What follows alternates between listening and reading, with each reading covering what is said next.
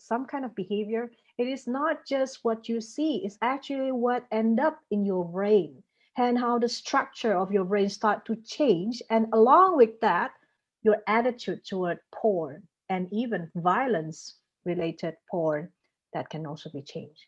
So let's start to see, what if we start to stumble upon aggressive, violent sexual behavior, and how does that shape crime? So Alpha will guide us to talk about how, what is the relationship between sexual coercion and porn, and also crime. Alpha, are you there? Yes, I am. Hi, Okay. Margarita. Hi, Alpha. So you will present about sexual coercion, right?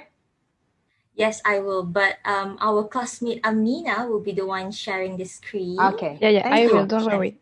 I'm going Okay. to share. Now the time is yours. Thank you, Margarita, and thank you so much, Amina. First of all, I would like to say hi.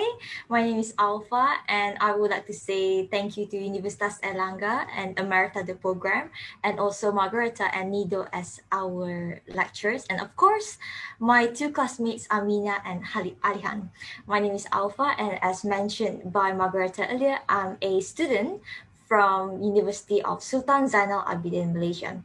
So before I get started, I did a lot of reading on sexual coercion. But before I did my readings, the first thought that came to my head was, oh my god, what is sexual coercion? So could I please have a show of hands if you are on the same boat as me, where you kind of don't really know what is sexual coercion and such? Okay, great. I see people raising their hands. Oh, thank you for not making me feel alone. So yes, let's proceed with the next slide where I kind of give you a hint on what sexual coercion is. So, what is sexual coercion?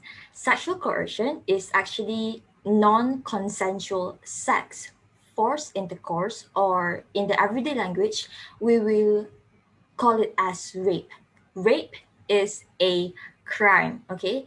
It is done through vaginal penetration, anal or oral penetration. Anything that is done without your consent can be counted as rape.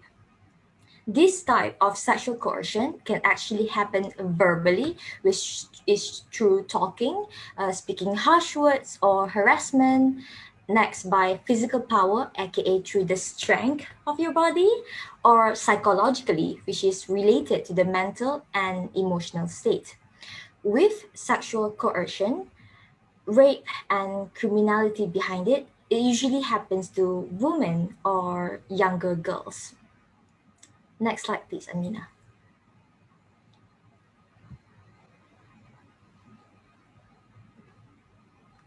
So, potential perpetrators and what contributes to it. So, potential perpetrators here means the people that could contribute in the act of sexual coercion or rape as a crime.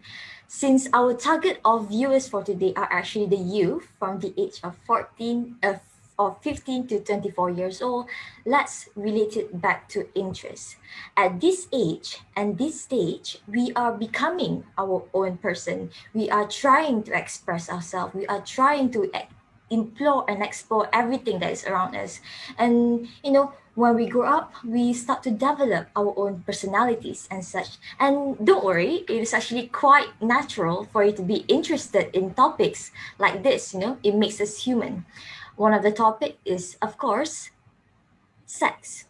When you Google sex, it is easy for you to come across porn website, as explained earlier by Nido, and which is in line with our tagline, hashtag porn is not real sex. This then relates to the frequency and type of porn that you watch in your spare time. Frequency here means the number of times you watch pornography materials. So, is it twice in a day? Is it 3 times in a week? Is it every single day? I would also like to point out the duration of time for pornographic materials that you keep yourself engaged with. Is it 20 minutes? Is it a few hours? And again, what I meant by type here is the genre. As we know, in music, we have different genres such as jazz, rock, R&B, classical. The same here in pornography and its genre. For porn, we also have types or genre, whether you are more interested in rape depicted porn, rough sex, whether it's intercourse with younger girls, younger men, older men, and etc. And in some cases of extremity, some offenders actually keep a collection of porn and they make a conscious effort to save these videos. So how does interest in porn and how does frequency and type actually relates to crime? It is because of my third point here, which is deviation. All of my points here interrelates with each other. This then brings me to my third point, which is deviation. Watching porn can create a sense of deviation. What is deviation, you might ask? Deviation is actually a detach from normalcy. So the more porn you watch, the higher the amount of time you spend to watch or engage yourself in these pornographic materials, the more normalized it is for you. It becomes one. It is considered as an everyday thing. So when you see a woman being treated unkindly or a man being harassed on the street, because you are so used to seeing this in the videos that you watch, you no longer think that it is a problem. This is what I meant by it creates a sense of deviation because it is so normalized in your brain. Researchers think that you'll be more likely to commit this act because you no longer see the problem in it.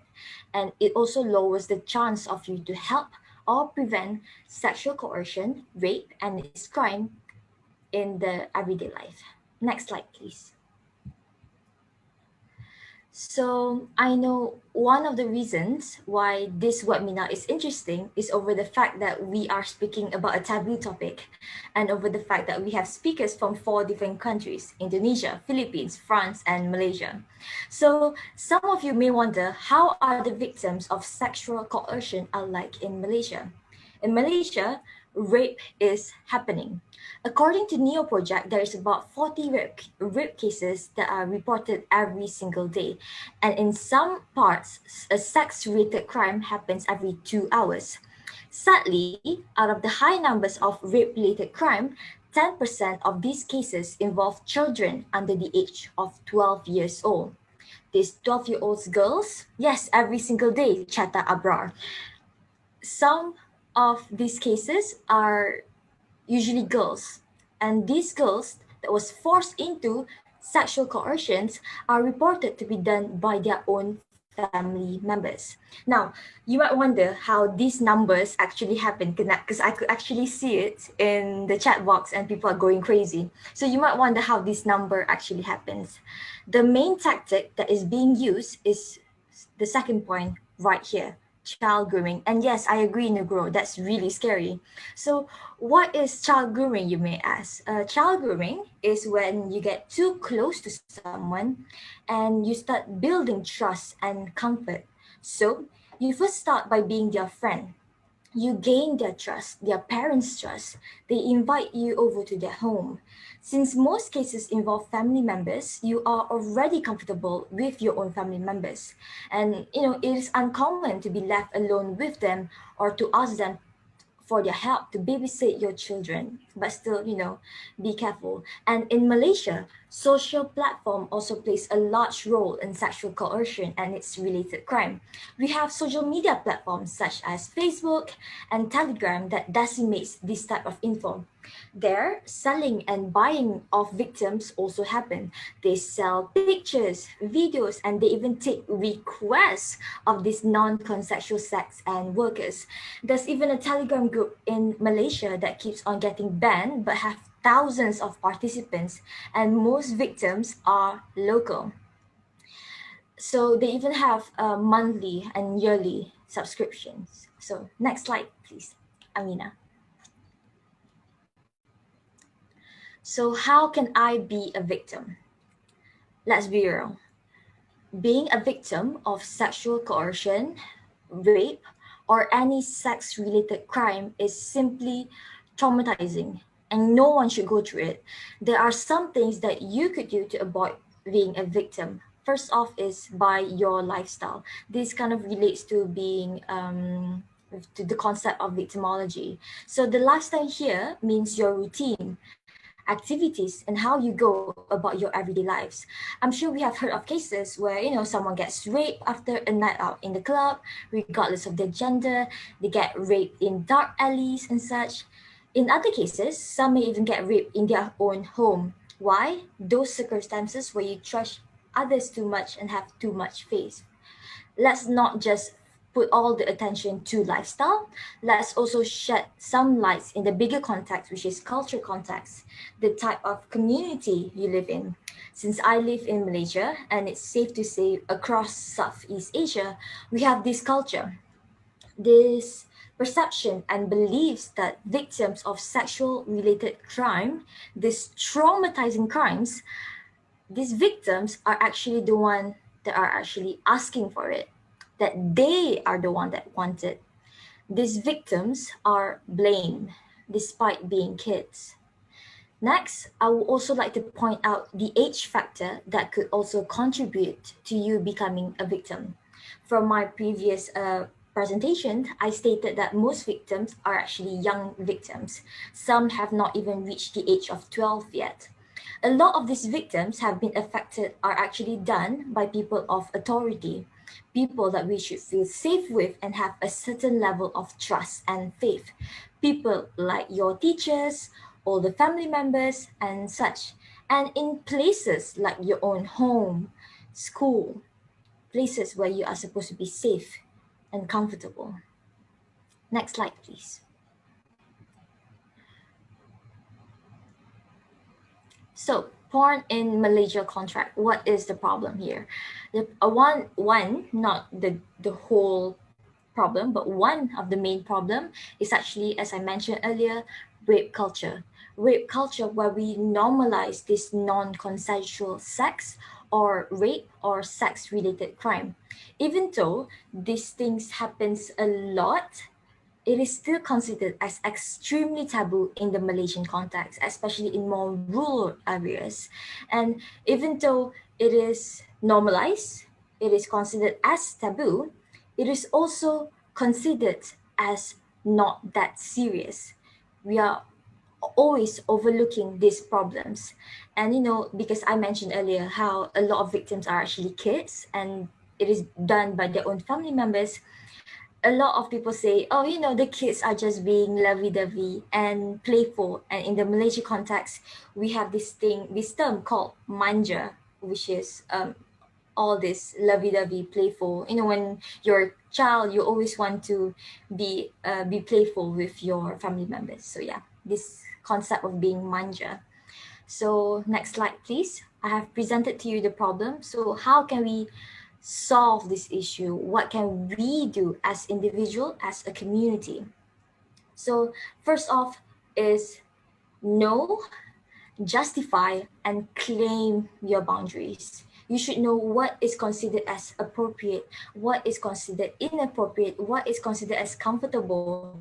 If your own uncle touches you on your shoulder, is that considered as appropriate? Are you comfortable with that?